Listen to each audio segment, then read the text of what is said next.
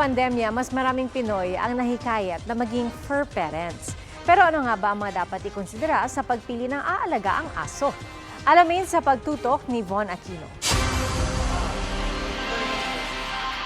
Nang magsimula ang pandemya, marami rin ang naengganyong mag-alaga ng pets tulad ni Janet Albino na binili ang asong si Max. Gusto ko lang para merong malibangan kasi walang trabaho na sa trabaho kaya bumili kami ng aso. Okay lang, nakakalibang, nawawala stress. Hindi naman kailangan gumastos na malaki para lang magkaroon ng sariling aalagang aso dahil dito sa Philippine Animal Welfare Society ay maaaring mag-adapt ng aso tulad na lamang nitong si Tonet sa halagang 1,000 pesos. Mag-fill out lang ng form sa kanilang website at sasalang sa online interview.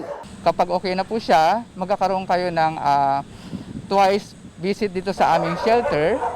So, doon sa twice na pag-visit nyo, kapag okay na po siya, pwede nyo na rin pong kunin yung inyong mapipiling pet.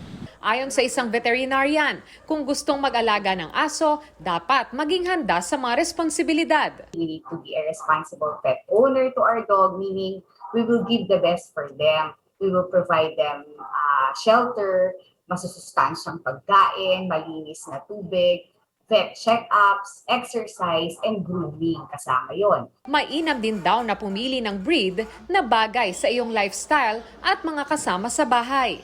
Kung may kids ka, syempre pipiliin mo yung friendly din sa mga bata.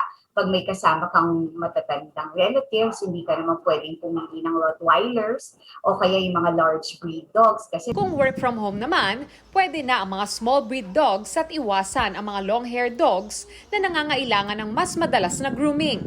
Sa pagpili ng aso, dapat din daw ikonsidera ang temperament, behavior ng aso at ang mga gagastusin nito sa pagbabakuna, check-up at pagkain.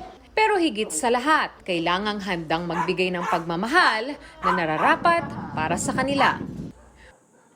Von Aquino, Nakatutok, 24 Oras.